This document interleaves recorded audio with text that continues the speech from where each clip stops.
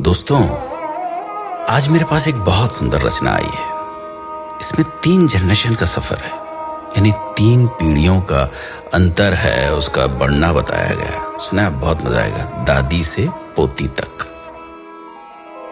मेरी दादी आई थी अपने ससुराल पालकी में बैठकर। माँ आई थी बैलगाड़ी में, मैं कार में आई, मेरी बेटी हवाई जहाज से। अच्छा, मेरी पोती हनुमान की ट्रिप पर उड़ गई अंतरिक्ष में।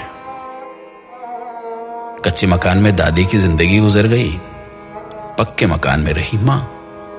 मुझे मिला मोज़ेक का घर, बेटी के घर में मार्बल, पोती के घर में लगे हैं स्लैब ग्रेनाइट के। दादी पहनती थी खुरदुरे खद्दर की साड़ी, मां की रेशमी और संबलपुरी। मैंने पहनी हर तरह की फैशनेबल साड़ी। बेटी की है सलवार कमीज, जीन्स और टॉप्स। मेरी पोती पहन रही है स्किन फिटिंग टी शर्ट और शर्ट्स। लकड़ी के चूल्हे में किसी जमाने में खाना पकाती थी दादी। मां की भी थी कोयले की सिगड़ी और हीटर। मेरे हिस्से में आया गैस का चूल्हा।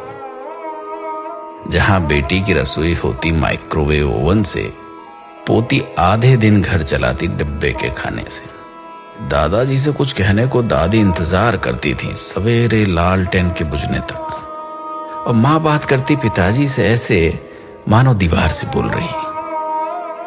और मैं इनसे बात करती, अजी सुनते हो? मेरी बेटी दामाद जी को नाम से बुलाती है। पोती आवाज लगाती दामाद को, हाय हनी।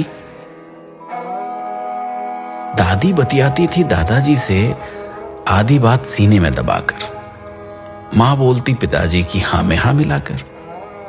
मैंने इनकी कई बातों पर सवाल उठाए। मेरी बेटी तो दामाद जी की बोलती ही बंद कर देती अपने तर्क से।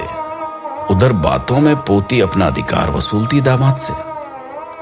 कई बच्चों की मां थी दादी। मां के बच्चे उससे कुछ कम थे।